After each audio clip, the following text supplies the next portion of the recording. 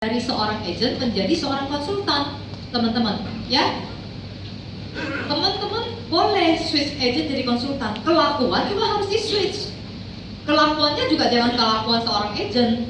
Nah, ini saya rinci perbedaan antara agent dan konsultan itu apa, ya. Seorang agent itu kebanyakan tuh push selling, nge-push, maksa orang beli gitu. Nggak peduli dia butuhnya apa, ya. Kalau kita presentasinya, ya pokoknya kamu nabung segini gitu ya. Nah, terus manfaatnya menyesuaikan gitu. Nah, kalau need selling kebalikannya. Kamu butuhnya apa, premi menyesuaikan gitu. Ya itu need selling. Jadi kalau push selling itu nggak tahu babi bu, langsung kasih produk. Tapi kalau need selling kita harus analisa kebutuhan dia apa, problem dia apa. Habis itu kita identify kebutuhan dia apa ya, problem, needs, solution. Nah itu langkahnya ya. Kalau misalnya agentnya seorang konsultan, dia langkahnya itu kalau disuruh, saya pernah loh, sering malah bukannya pernah lagi, sering banget dapat referensi orang bilang gini, lu bikinin dong cici gua yang premi 2 juta aja sebulan. Suruh saya langsung kirim ilustrasi, bisa nggak saya kayak gitu? Ya nggak bisa, ya kan? Saya bilang saya nggak bisa kalau langsung kirim ilustrasi. Cici kamu tuh apa, butuhnya apa, dapat cover dari kantor enggak, udah punya asuransi apa aja, nggak bisa saya. Ya, saya bilang nggak bisa, saya harus ketemu sama cici kamu. Nah, udah ketemu, identify, ngobrol-ngobrol, dia punya polis apa aja, suaminya kerja apa enggak, di cover kantor atau tidak, segala macam, baru saya bisa quote. Gitu. Saya bukan tipe yang bisa suruh bikin 2 juta, udah langsung bikin 2 juta kirim ke dia, nggak bisa. Ya harus ketemu. Ya itu bedanya seorang agent dengan konsultan. Ya sell product, kalau itu point problem and give solution. Ya kalau agent ngomongnya banyak, kalau konsultan dengarnya banyak. Ya jadi teman-teman lihat, perhatiin ya, Tuhan itu menciptakan 2 kuping dan 1 mulut. Artinya apa? Lebih banyak mendengarkan lah daripada ngomong. Gitu, ya. Jadi teman-teman kalau di depan klien harus banyak mendengarkan, ya. Jangan terlalu banyak ngomong lah. Kecuali Anda jadi speaker, mau gitu, ya. Kalau nggak jadi speaker, saya kebanyakan juga nggak banyak ngomong, ya. Lebih banyak mendengarkan, lebih banyak dia cerita, saya mendengarkan, seperti itu, ya. Tapi pusingnya kalau ketemu sales yang ngomongnya tuh banyak banget gitu, pusing banget ya. Saya juga nggak betah loh kalau misalnya ada sales yang ngomongnya banyak. Agent saya, leader saya ada satu ya kayak gitu. Saya berkali-kali kasih dia masukan, kamu ngomongnya jangan terlalu banyak deh gitu ya. Kalau denger ngomong saya pusing gitu. Nah terus gimana klien juga pasti pusing gitu. Ya takutnya kliennya tampil karena untuk musir supaya dia cepet-cepet pergi gitu ya. Nah itu kalau misalnya cepet-cepet pergi punya, ambil sih, closing sih, tapi 500.000, 1 juta. Tapi kalau kliennya senang sama kita, dia bisa ambil yang lebih besar, ya. Nah, kebanyakan agent ya sangat membanggakan closing on the spot, ya. Kalau ya bagus sih kalau bisa closing on the spot asal kliennya benar-benar ngerti. Tapi kebanyakan closing on the spot itu akhirnya malah lapse, gitu, ya. Bukan nggak boleh closing on the spot, tapi closing on the spot boleh asal memang benar-benar orangnya udah ngerti banget, gitu, ya. Kalau saya kebanyakan fact finding dulu, gitu. Nah, bedanya agent sama konsultan tadi ya, ini small cases sama big cases. Teman-teman pilih mana? Mau jadi agen apa konsultan? Konsultan. Switch ya, kelakuan juga harus konsultan ya. Teman-teman juga harus belajar ya. Jadi kalau bisa ada pelajar apa yang ambil sertifikasi ya, mau CFP lah, RFP lah, apapun lah ya teman-teman ya.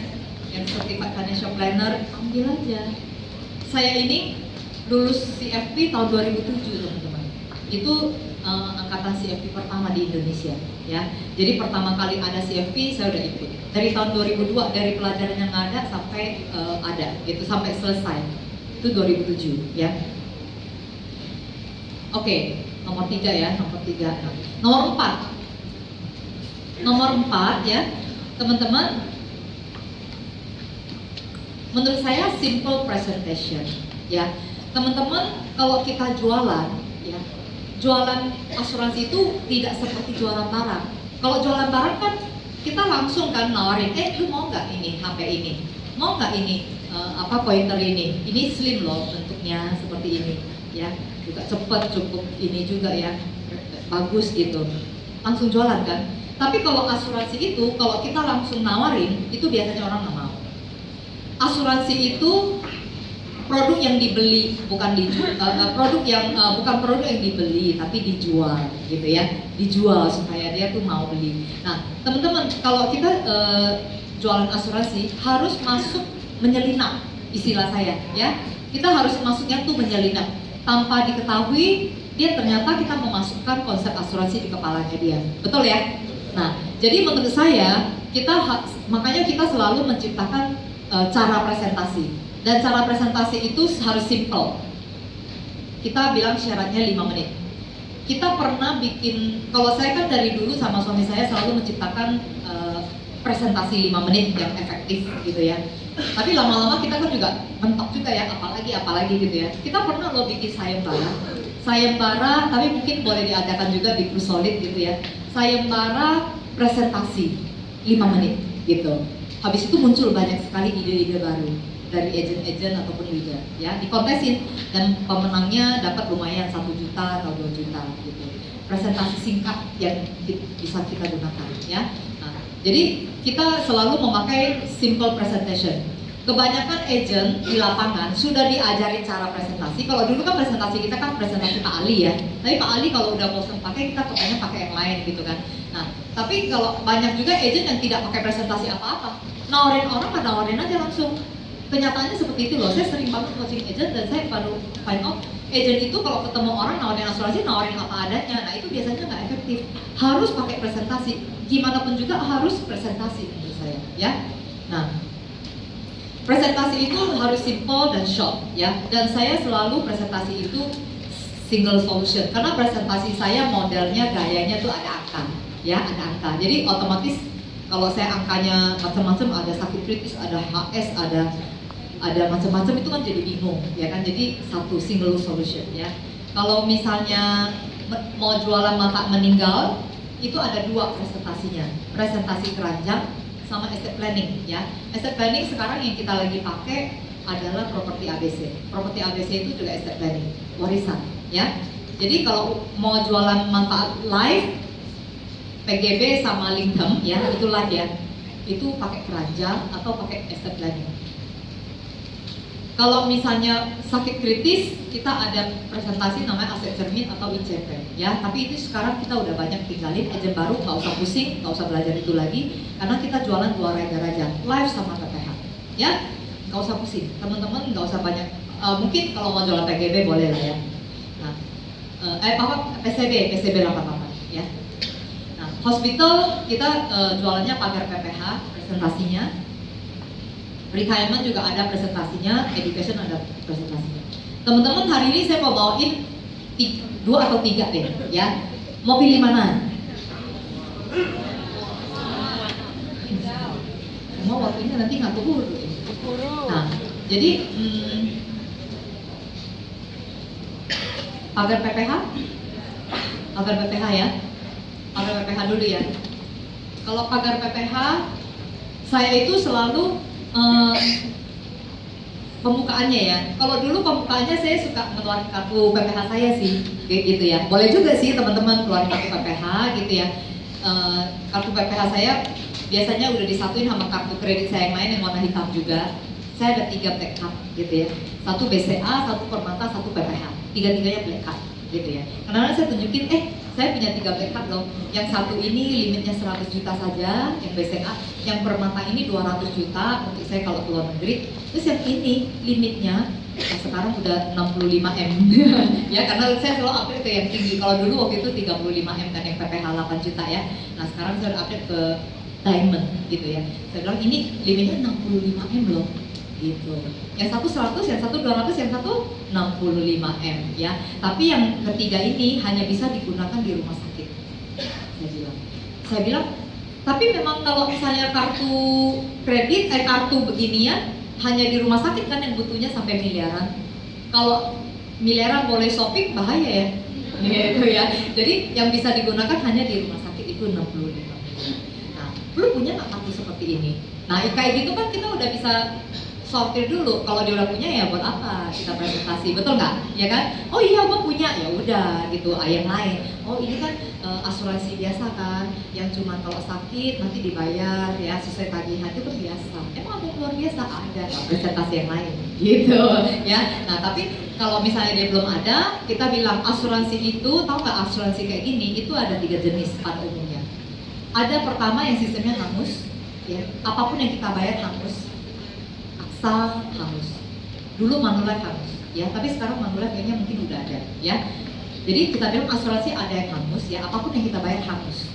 Yang kedua, mungkin ada sebagian uang kembali, ya. Tapi yang ketiga, asuransi seperti ini, itu apapun yang kita bayar, itu walaupun kita udah klaim, uangnya akan full dikembalikan apa yang kita tabung, apa yang kita bayar itu semuanya full dikembalikan. Nah, saya pengen cerita yang metode ketiga. Udah mulai presentasi pamer PPH. Seperti itu. Langsung seret gitu, garis langsung presentasi. Ya, nah seperti itu. Itu pembukaan pertama ya. Pembukaan pertama boleh seperti itu ya, ngeluarin kartu gitu ya, yang tadi ya. Nah, atau pembukaan yang kedua, akhirnya saya lebih sering pakai yang kedua ini karena pengalaman kata agent-agent, kok kayaknya orang bilang PPH preminya mahal sih gitu. Ya, mereka setelah udah dengar bagus sih, tapi begitu dengar preminya langsung ciut gitu, ya kan? Nah makanya saya pakai yang kedua ini, pembukaan kedua ini untuk mengkondisikan bahwa memang berobat itu mahal dan berobat itu pasti terjadi. Kamu nggak beli asuransi, kamu juga harus nabung sendiri gitu, ya. Jadi saya ceritanya seperti ini. Saya bilang, kamu setuju nggak kalau setiap orang itu 100% itu akan check out dari dunia ini, meninggal maksudnya? Tapi orang meninggal itu karena 3 sebab, ya, dikategorikan secara besarnya ya, karena sakit, karena kecelakaan, dan lain-lain. Nah, kalau lain-lain ini saya bilang 5%, ya, kalau total harus 100%, ini kan berarti sisa 95 di sini, ya. Kira-kira mana yang lebih gede? Orang meninggal karena sakit atau meninggal karena kecelakaan? Sakit, ya. Kira-kira kalau 95% ini masing-masing berapa? Saya tanya aja gitu, tanya pada klien. Contoh ya, kliennya jawab, ya 80 lah gitu, 80% dan oh ya berarti ini 15 ya, gitu kan? Nah, saya bilang, oke, tahu nggak? Menurut survei WHO tahun 2002, WHO pernah mengadakan survei yang sangat terkenal dan hasilnya cukup bikin orang shock ya, adalah kecelakaan itu ternyata hanya 3%, lain-lain 5, berarti hanya 8% ya. Sisanya 92% itu karena sakit penyebabnya. Jadi kalau kita boleh simpulkan, dari 10 orang meninggal, ada 9 loh yang karena sakit. Hanya 1 yang beruntung, yang karena yang lain-lain, kecelakaan atau lain-lain. Ya, kalau 92% orang harus sakit dan baru meninggal, berarti saya boleh bilang nggak, 92% biaya berobat itu akan terjadi dalam hidup kita. 92% biaya berobat akan terjadi, ya kan, dalam hidup kita sebelum kita check out dari dunia ini. Nah, kira-kira biaya berobat berapa yang kamu pengen sediain standby gitu? 1M? 1M cukup? Belum tentu cukup, ya kan? Tapi oke lah, anggap oke lah 1M. Kalau 1M ini kita mau kumpulin dalam waktu misalnya nggak sekaligus ya, 20 tahun lah. Kalau mau kumpulin pelan-pelan ya, 20 tahun gitu ya, 1M dibagi 20 tahun, setiap tahunnya harus sisihkan 50 juta per tahun. Betul nggak? Saya bilang kalau misalnya kamu mau menyediakan dana darurat ini 1M, mau kumpulin selama 20 tahun, kamu setiap tahun nggak ada negosiasi, bonus sisihkan. Bonus dari kantor atau ada rezeki apa, pokoknya 50 juta per tahun deposito ini ya. Gitu, saya bilang, ya kan? Ini kalau 20 tahun jamin aman. Kalau sakitnya di 20 tahun ini gimana? Belum 20 tahun udah sakit gitu, maksudnya 1M belum ada kan? Bahaya nggak? Cara nabung sendiri begini, selain ketar-ketir was-was di sini, ini was-was nih, 20 tahun ini was-was. Jangan sampai sakitnya di sini. Kalau sakitnya di 20 tahun, angka 1M-nya belum ada loh, ya kan? Nah, kita kan kasih tahu dia bahwa dia tuh mau nggak mau harus nabung 50 juta juga, dan nabung 50 juta di sini pun tidak efektif. Nah, kita ada cara lain gitu. Ya. Nah, sebenarnya cara menabung ada cara lain loh ya, jadi enak, yang lebih ringan lagi saya bilang ya. Saya bilang kalau usia 35 ya, menabung ya, itu hanya nggak usah 50, tapi setengahnya aja 24 juta per tahun. Sekitar 2 juta sebulan kayak tadi ya, si Diana punya ya. Nah, sama nih menabungnya juga 20 tahun. Ini sampai usia 55. Tadi kan 20 tahun kan, ini juga 20 tahun. Ini 20 tahun menyetor ya, menabung. Sampai usia 55. Nah, tapi bedanya kalau yang itu kan harus tunggu 20 tahun baru terkumpul 1 M, ya kan? Kalau ini dari tahun pertama sudah tersedia dana standby 3 miliar. Boleh pakai sampai 3 miliar. 3 miliar ini per tahun. Ya, per tahun, dan boleh menginap di Asia, di luar Singapura, Jepang, Hong Kong ya. Dan ini yang 1 bed.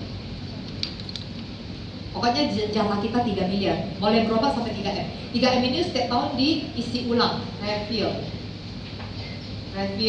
setiap tahun. 3M habis, tahun depan penuh lagi. Pakai lagi, tahun depan penuh lagi. Ya, seperti itu ya. Habis diare 20 juta, penuh lagi. Patah tulang habis 100 juta, tahun depan penuh lagi. Ini penuh lagi, penuh lagi, penuh lagi, penuh lagi sampai kapan? Sampai usia 85. Ini diisi terus, diisi ulang. Berarti dari usia 55 sampai 85 selama 30 tahun ya. 30 tahun ini saya bilang 30 tahun ekstra. Kenapa ekstra? Karena di periode 30 tahun ini tidak perlu membayar. Kita hanya membayar 20 tahun ini. Setelah ini 30 tahun ekstra ini tidak perlu membayar, tapi tetap menikmati manfaat ini. 3M per tahun. Belum lagi kita ada yang namanya limit cadangan.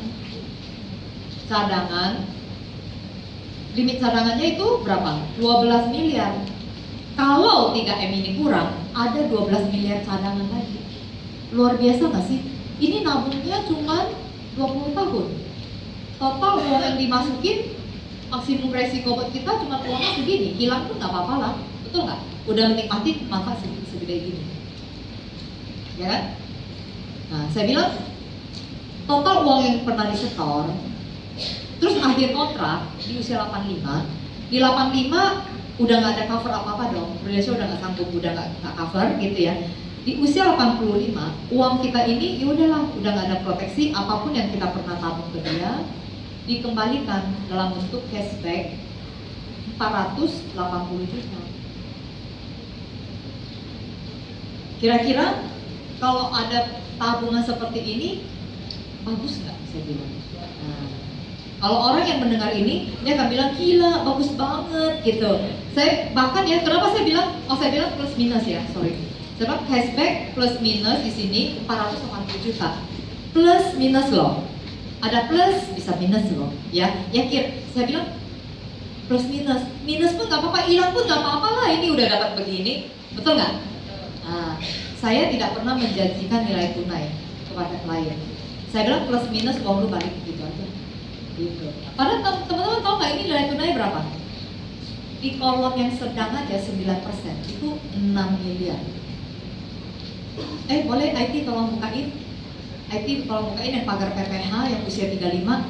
Saya pengen kasih contoh, kasih unjuk ilustrasi yang saya bikin seperti apa ya. Teman-teman kalau bikin ilustrasi mesti bikin ilustrasi yang unbeatable. Unbeatable itu yang tidak bisa dipatahkan oleh orang ya. Artinya saking bagusnya nggak ada kelemahan lagi gitu loh. Nah, seperti itu ya. Jadi kalau kita bikin ilustrasi yang masih banyak bintang-bintang atau apa, itu gampang dipatahkan oleh orang gitu. Bikin ilustrasi yang cakep banget gitu ya. Cakep mahalan dikit nggak apa-apa ya. Kalau udah kebetulan ketemu kompetitor yang agresif, yang berani premi lebih murah, baru kita setel-setel gitu ya. Coba kasih lihat. Teman-teman, presentasi seperti ini kita namanya presentasi pagar PPH ya. Mestinya sih orang yang dipresentasi begini pilih mana? Pilih nabung sendiri, was-was pula 20 tahun, dapat cuma 1M pula. Kalau ini 3M setiap tahun diisi ulang. Kalau itu 1M bisa habis, 12M pula, uangnya balik lagi. Waduh, kalau nggak mau mah botol banget. Nah, gitu ya. yang di pagar PPH yang usia 35, kasih lihat. Bisa, teman-teman bisa presentasi seperti ini? Nah, teman-teman lihat tuh, itu kan 2 juta tuh usia 35, ya kan? Usia 35, 2 juta. Nah, teman-teman lihat deh nilai tunainya, turun ke bawah. Turun ke bawah. Nilai tunainya bagus banget deh, cakep banget pokoknya. Ya. Ini ya. Nah, nilai tunainya teman-teman lihat tuh. Kalau di sedang aja itu 9% aja itu 6,5 miliar.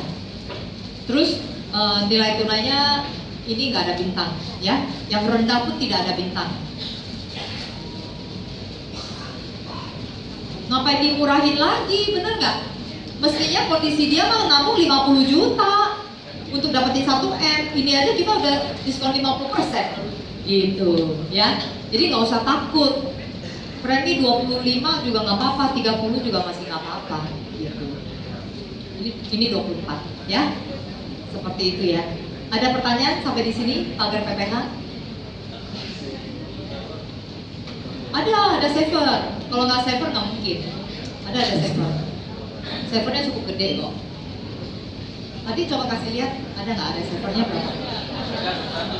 Apa? Oh, fund yang saya pilih, saya selalu manage fund plus, teman-teman. Saya selalu ngajarin agent saya untuk ngambil manage fund plus. Saya nggak berani yang full langsung di equity, harus campur aja. Kalau campur tau nggak teman-teman, manage fund plus itu biaya management fee-nya paling rendah ya teman-teman, 1%. Kalau equity kan mungkin ada yang 2, ada yang 3, ya kan? Ya, itu pagar PPH. Nah teman-teman, kalau pagar PPH, teman-teman kalau ketemu orang yang usia 35 kan 2 juta ya, 2 juta ya. Tapi kalau ketemu calon prospeknya itu lebih tua gimana? Masa mau pakai 2 juta juga, nanti salah loh, nanti udah kasih harapan palsu, ya kan? Nah teman-teman, buat agent-agent saya juga udah saya suruh hafal, nggak tahu teman-teman bersedia hafal nggak? 35, 45, 55, hafal 3 usia aja oke nggak? Ini 2 juta sebulan, ini 2,5 juta sebulan, ini 3,25 juta per bulan. Ini akan dapatnya silver band sampai usia 85, ya sama life 20 juta. Ya, jadi teman-teman hafal itu kalau bisa, ya. Jadi kalau ketemu orang 55 jangan presentasi 2 juta sebulan, tapi begitu nanti dibikin ilustrasi kok jadi jauh gitu, ya kan? Jadi presentasinya 3,25 sebulan, gitu. Ya. Ilustrasinya saya juga udah siapin ke IT, jadi teman-teman boleh copy. Nah itu savernya gede tuh Pak, 2 juta itu savernya 600.000, premi perkalanya cuma 1,3. Ya. Murah lah, kita punya PPH Plus sekarang murah banget.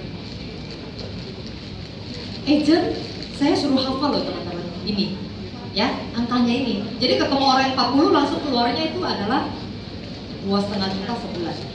Kalau usia 55, 3,25 sebulan. Oke, next kembali ke slide. Oh, ini nggak usah kembali ke slide sih.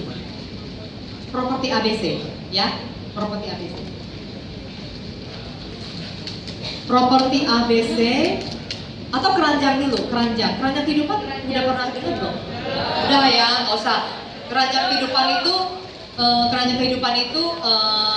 itu dari Gordon Pu ya teman-teman, bukan ciptaan saya ya. Gordon Pu itu dulu kita dapetin presentasi itu ya, 1 orang bayar 3,5 juta untuk belajar 2 presentasi dari Gordon Pu ya. 1 keranjang yang kita pakai sampai sekarang, 1 lagi kapal layar kita nggak pernah pakai, terlalu financial planning ya. Jadi teman-teman kalau tahu ya, keranjang kehidupan itu kita bayarannya 1 agent tuh bayarnya 3,5 juta untuk ikut trainingnya di Gordon Pu. Nah teman-teman, saya presentasi properti ABC itu biasanya properti ABC itu untuk orang yang sudah agak mapan. Jangan salah pasar ya, orang yang masih perlu life untuk keluarga keranjang ya, keranjang batu yang misalnya orangnya masih kerja, anak masih hidup tergantung sama dia, yang menengah gitu ya, itu pakai keranjang aja. Tapi kalau misalnya udah level atas, baru pakai properti ABC ya, jangan salah. Nah, untuk orang yang level atas, saya akan cerita, saya bilang Pak, PPH udah kelar gitu ya, misalnya update polisi sudah kelar, saya akan bilang, Pak tahu nggak, boleh nggak saya cerita sedikit lagi, saya bilang. Tahu nggak Pak, ternyata asuransi itu punya 3 fungsi loh, dan kebanyakan awam taunya cuma 2, saya bilang gitu. Wah, penasaran nggak? Dia pengen tahu. Penasaran kan? Karena kan, masa sih gitu ya? Ada satu loh yang mungkin Bapak belum tahu gitu, atau Ibu belum tahu. Saya bilang ada 3 fungsi asuransi ya. Asuransi itu yang paling mendasar, yang setiap orang tahu, asuransi itu adalah untuk income protection.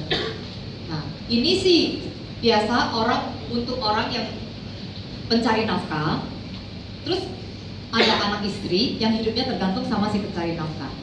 Jadi kalau misalnya terjadi apa-apa dengan si pencari nafkah, orangnya hilang, income-nya nggak balik, itu bahaya. Sebenarnya pada kasar katanya gini, income protection itu adalah pencari nafkah orangnya nggak balik nggak apa-apa, income-nya harus tetap balik gitu ya. Nah, jadi income protection itu penting banget ya, income-nya harus balik gitu ya. Oleh sebab itu, orang kebanyakan beli asuransi jiwa, life. Kalau kita punya tertanggung, orang hidupnya tertanggung sama kita harus beli asuransi jiwa. Karena kalau kita nggak balik, income kita harus tetap ada di keluarga itu, ya. Jadi perlu yang namanya income protection. Solusinya adalah beli life. Saya bilang gitu.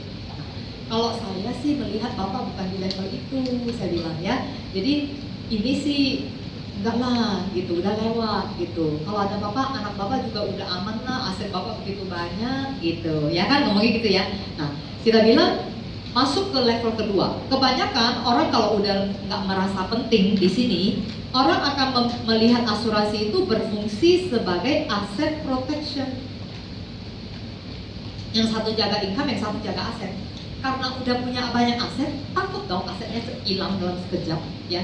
Kayak klien saya aja ya, walaupun dia udah punya aset, tapi dia sekarang di rumah sakit udah habis 1M. Kalau pakai aset sendiri kan mesti mikirin tuh aset mana yang mesti dicairkan, betul nggak? Kalau asuransi yang bayarin kan lumayan gitu. Jadi aset yang dia kumpulin kan nggak hilang dalam sekejap, ngumpulin emang gampang, nggak gampang loh, ya kan, perlu waktu juga, ya kan. Jadi aset protection, makanya orang itu mulai merasa ya life sih nggak perlu, asuransi kesehatan perlu lah, gitu, ya. Nah, orang yang udah mulai bangun aset dia akan merasa asuransi kesehatan perlu. Apalagi biasanya orang udah punya aset kan udah mendekati usia 30 ke atas, 40 gitu ya. Takut asetnya hilang dan penyakit udah mulai datang, nah makanya perlu asuransi kesehatan. Nah, kadang-kadang saya juga bilang sama klien saya, nah Bapak atau Ibu sih udah nggak perlu karena udah ngambil PPH kan. Nah, PPH-nya kan udah tercover semua. Atau misalnya dia udah Bapak kan udah punya kan yang di Singapura yang udah bagus banget gitu. Nah, teman-teman, saatnya kita masuk yang ketiga. Saya bilang, nah ada fungsi ketiga, di mana orang merasa udah cukup semua, asuransi nggak perlu lagi. Ada fungsi yang berikutnya. Ini banyak orang nggak tahu, ya. Makin panjang kita tarik ya makin penasaran dia, ya. Ada yang namanya asset creation. Asuransi ternyata bisa menciptakan aset baru buat anak-anak. Saya bilang, Pak, jangankan Bapak, saya aja belum tahu, belum lama ini kok Pak saya tahunya gitu. Dulu saya bingung, kenapa sih orang kaya masih ngambil asuransi di Prudential sampai ratusan miliar? Emangnya takut kalau dia apa-apa anaknya hidup sengsara? Ya enggak lah, asetnya udah banyak. Emangnya takut kalau misalnya dia sakit mesti ada yang ngebayarin? Orang dia punya rumah sakit rata-rata mau beli rumah sakit itu juga bisa gitu. Tapi kenapa masih bikin asuransi? Karena ternyata asuransi itu adalah bisa menciptakan aset baru dan menciptakan aset paling murah, saya bilang gitu. Nah itu bikin dia makin penasaran kan. Nah habis itu kita cerita supaya ini saya di berikutnya aja ya, di layar berikutnya, jadi yang lebih kelihatan ya. Nah saya bilang kita masih bekerja, Bapak lah, sampai Bapak atau Ibu sampai sekarang masih bekerja untuk cari duit kan, walaupun duitnya juga udah banyak, pasti masih terus nyari duit ya. Nah, kita bilang, tapi untuk level kayak Bapak atau Ibu yang kerja untuk cari duit, bukan untuk kelanjutan hidup sehari-hari, tapi tujuannya itu untuk nambah aset. Kalau bisa mah setiap tahun ada satu aset baru ya, betul nggak? Ya kan, nambah aset sebanyak mungkin. Nah, kebanyakan orang kaya itu dia setuju, iya dong nambah aset. Pernah nggak sih kepikiran nambah aset banyak-banyak itu untuk apa sih ujung-ujungnya? Saya biasanya nanya gitu, ujung-ujung, teman-teman jangan lupa pakai kata kuncinya ujung-ujungnya. Ya, kalau udah ujung-ujungnya mereka akan menggiring, mereka akan ingat adalah ujung-ujungnya buat anak, gitu ya. Kan kita harus selalu mereka jawab kan, ujung-ujungnya buat apa sih? Kebanyakan sih jawabnya buat anak. Nah, tapi saya biasanya bilang, mungkin ada dua kali Pak, Bu. Yang satu untuk kita nikmati sendiri, ya di hari tua, ya kan? Satu lagi untuk warisan anak, untuk kepada anak-anak, warisan kepada anak-anak. Untuk dua ini ya, jadi kita kumpulin aset sebanyak mungkin, tujuannya tuh ujung-ujungnya dua ini, ya. Pak, Bu, hari ini saya nggak mau bahas yang nomor satu. Saya mau bahas mengenai warisan kepada anak. Ya. Kalau kita hari ini juga kerja bangun aset yang ujung-ujungnya buat anak, nah, kalau kita mau nambah satu aset waris buat anak, contoh properti senilai 5 miliar. Nah teman-teman ini tinggal teman-teman kali aja ya. Kalau ketemu orang kaya jangan 5 miliar ya, 50 miliar ya, tinggal tambahin 0. Nah, atau misalnya yang sedang-sedang teman-teman langsung kali 2, 10M, jangan ikutin 5M, nanti closingnya tetap 5M loh ya. Nah, tapi saya ini loh lebih mau menyentuh yang lebih level lebih banyak gitu ya. Dan ini 5M ya, bisa closing on the spot. Sering banget saya closing on the spot. Kalau saya presentasinya ke karyawan 5M itu mereka ngambil ya. Itu cicilannya juga ada enteng soalnya ya. Jadi saya bilang properti 5M ya. Kalau kita mau beli properti 5M, DP 30% kan, betul nggak? Kalau 30% DP berarti harus siapin uang 1,5 M, betul ya? Nah, kalau 1,5 M, sisanya 3,5 M. 3,5 M ini kita mau cicil misalnya, ya kan? Nah, cicil 3,5 M, kalau dengan bunga 10% selama 20 tahun, ya, ini cicilannya adalah 33 juta per bulan. Boleh hafal, boleh enggak. Kalau nggak hafal, teman-teman harus download yang namanya Financial Calculator. Ya, Financial Calculator di apps, download aja. Nanti diklik Financial Calculator, habis itu di dalamnya ada loan calculator. Ya, loan calculator gampang banget, tinggal isi loannya berapa? Loannya 3,5. Bunganya berapa? 10%. Berapa tahun? 20 tahun. Calculate langsung, dia keluar 33 juta sebulan. Ya teman-teman ya, nggak hafal nggak apa-apa ya, tapi harus download itu ya. Tapi kalau nggak mau download hafal ya, 33 juta udah dihitung ya. Tapi kalau misalnya kita mau nambah 5M, di sini yang bikin pusing DP-nya ya, betul nggak? DP-nya. Nah tapi sebenarnya ya sekarang ya ada banyak solusi. Ini kan A ya, ada penawaran B. Penawaran B ini ya bisa punya properti 5M juga tanpa DP sekarang. Ada yang tanpa DP ya. Jadi cicilan yang dicicil adalah dari 5M ini. Udah ketahuan dong, pasti cicilannya lebih mahal ya dong, betul nggak? Nah, kalau misalnya ini sama nih ya, 10%, 20 tahun juga gitu ya. Ini tetap kalau kalkulator keluar 48 juta sebulan. Gitu. Ya, 48 juta sebulan. Nah, kalau hari ini bisa nambah aset 5M buat anak, kembali lagi ya, nunjukin lagi ya, nambah 5M buat anak, ini yang penawaran ketiga ya. Nggak usah pakai DP seperti yang B ya. Kalau ini kan masalahnya di cicilan, betul nggak? Nah ini masalahnya di ini, ya ini yang sini. Nah, ini yang ideal ya. Sisanya 5M ya, sama 20 tahun juga ya. Tapi cicilannya cuma 6 juta per bulan. Kira-kira menarik gak? Menarik gak? Pasti hal pertama yang dia akan terima apa? Kok bisa sih? Kok bagus banget sih? Betul nggak? Lagi dia bagus-bagusnya, kita jatuhin. Ada satu kelemahan properti ini, nggak bisa dinikmati. Tekenin langsung, ya. Aset ini memang tidak bisa dinikmati, hanya bisa buat warisan anak. Kalau mau dinikmatin dulu baru buat anak, yang ini balikin dia lagi. Jadi kayak gitu ya, dinaikin, diturunin, naikin lagi gitu ya. Jadi kita bilang ini nggak bisa, ini kelemahannya satu, tidak bisa dinikmati, hanya bisa buat warisan anak. Tapi kalau misalnya mau cari aset yang bisa nikmatin dan bisa diwariskan ke anak, kembali lagi ini nggak ada. Ya ini 48 gitu. Mau nggak kamu punya aset ya yang bisa buat anak murah? Ini cuma berapa kali? 1/8, 8 kali ini, 8 kali, ya kan? 1/8 doang. Kalau memang ada aset segitu murahnya, buat saya pisahin aja, betul nggak? Aset, kita kumpulin aset kan ujung-ujungnya buat dua. Ada yang buat anak, ada yang buat warisan. Yang buat anak yang ini aja, betul nggak? Yang aset yang sekarang ini, kita nikmatin aja, betul nggak? Nikmatinnya jadi jauh lebih enak. Gitu. Kalau saya sih begitu sih, kalau bapak atau ibu saya nggak tahu. Gitu. Saya bilang, saya sendiri karena saya tahu ada aset murah yang cuma bisa buat anak, ya. Saya buat anak saya kasih yang ini, yang murah. Jadi yang ini buat saya nikmatin aja hari tua. Gitu.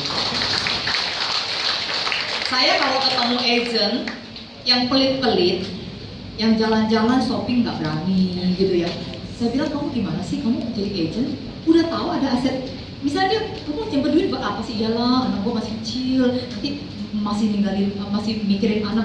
Nah, udah belajar kok nggak tahu ya, gitu. Diri sendiri juga harus ambil UP sebanyak mungkin. Teman-teman ambil UP ini sebanyak mungkin, teman-teman. Semaksimal yang Prudential bisa ngasih, teman-teman. Ya. Nah, coba kasih lihat dong. Ini apa? Oh, yang 40 aja, 40. 30 jarang ya kasih warisan, 30 jarang. Yang 40 aja.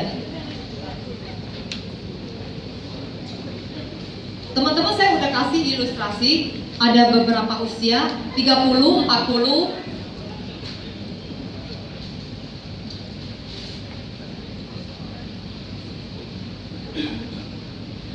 Saya hafal ini, teman-teman, 40, 6 juta sebulan. Kalau 50, 10 juta per bulan. 60, 18 juta per bulan. Dihafalin. Ketemu orang langsung presentasi yang mana. Keluarin ilustrasi, tablet udah lengkap juga, ilustrasinya ada 3-3-nya.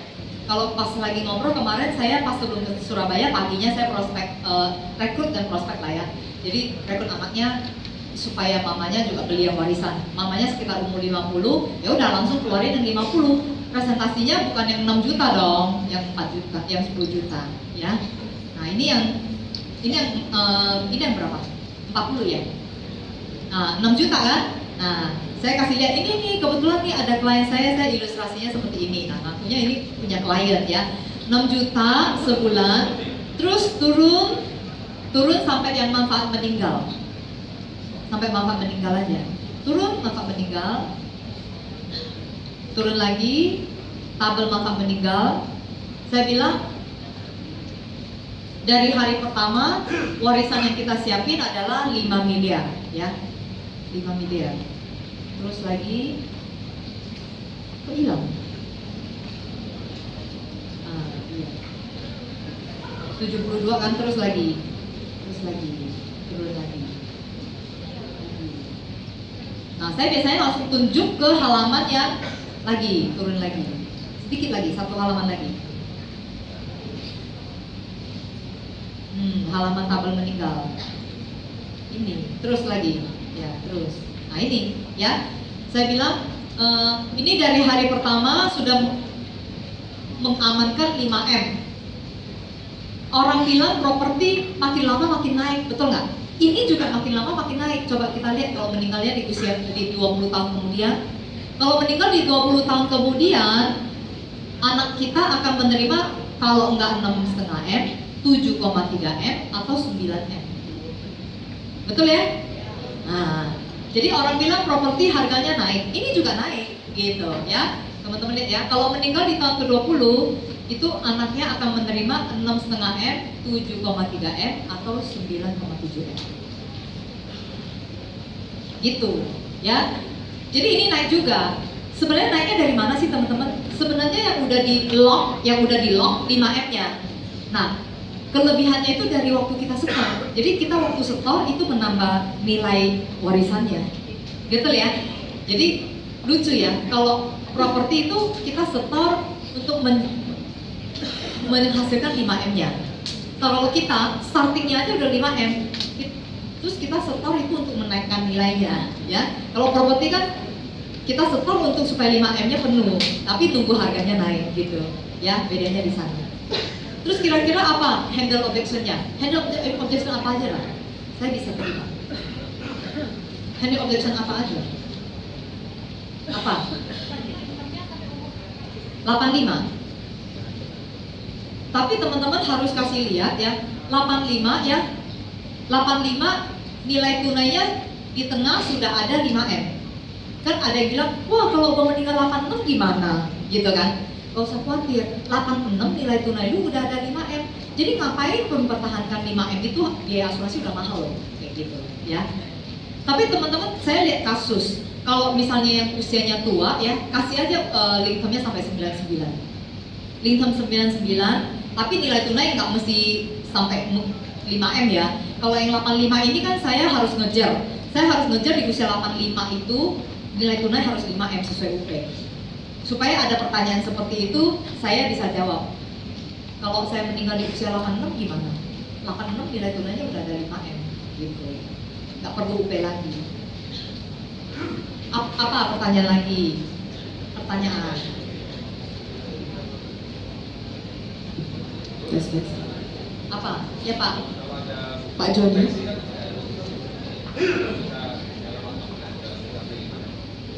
Ya, kalau ada booster proteksi. Tapi teman-teman, kalau saya jualan, saya kan nggak supaya nggak membingungkan klien. Nanti orang lihat ilustrasi loh kok preminya naik terus gitu ya. Nah, saya jual tanpa booster proteksi dulu. Tapi kalau dia udah mau, baru saya akan nawarin yang namanya booster proteksi. Mau nggak ini otomatis naik? Tapi preminya proteksinya naik 5%, nanti preminya juga naik 5% gitu. Ada handle objection yang properti ABC yang udah pernah coba dan ternyata ada kendala, ada? Kan teman-teman juga banyak yang nonton YouTube kan, presentasi ini bukan asing lagi buat teman-teman kan? Nah, ada nggak yang bilang gini, properti mah naiknya lebih cepat, kamu punya naiknya lambat? Ada nggak kayak gitu? Mungkin ya. Atau dia bilang gini, properti mah bisa disewain, nanti bisa dapat uang sewa, betul nggak? Nah, gitu. Jawabannya selalu gini, maksud bapak, maksud ibu, properti yang ini, yang cicilannya 48, gitu ya bu ya? Nah, gitu ya pak ya? Kalau cicilannya 48, kalau memang bapak atau ibu memang rela untuk menyicil 48, 48-nya saya bawa ke sini, ya. Ini saya ganti jadi 48. Dapatnya berapa kali? 8 kali. UP-nya dapat berapa? 8 kali juga. Jadi 40M. Ini mau dapat sewa sampai kapan baru bisa dapat 40M? Ini mau naik secepat apa baru bisa ngalahin ini yang 40M dari hari pertama? Gitu, ya. Jadi kalau dia bandingkan dengan properti, selalu kata-katanya apa? Maksud bapak, maksud ibu, properti yang ini, yang cicilannya 48. Nah, kalau saya bawa ke sini 48, ini jadi 40M. Ini mau naik secepat apapun susah ngejar ini. Startnya dari 5, ini startnya dari 40. Gitu.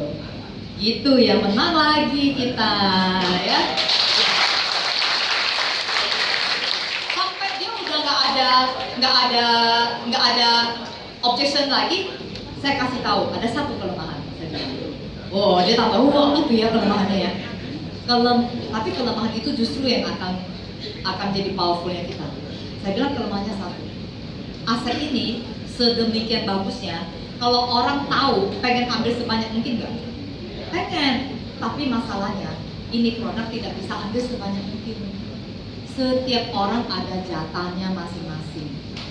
Ada jatahnya, jatah loh, dijatahin gitu loh. Oh, mau beli banyak nggak bisa loh, gitu ya. Ini dijatahin. Kita hanya boleh ngambil ya 1/3 dari aset yang kita miliki. Contoh, kamu punya aset 100M, kamu hanya boleh ngambil 33M. Gak bisa banyak-banyak. Atau kebalikannya, Saya bilang, waduh kalau tahu gini mah, aduh ngapain saya capek-capek ngumpulin 100M buat anak saya ambil UP aja 100M, betul nggak? Saya ambil UP 100M, beres kan, yang buat anak udah beres, terus ya sisa aset yang sekarang ini ya buat saya nikmatin, betul nggak? Jadi 100M udah beres buat anak-anak.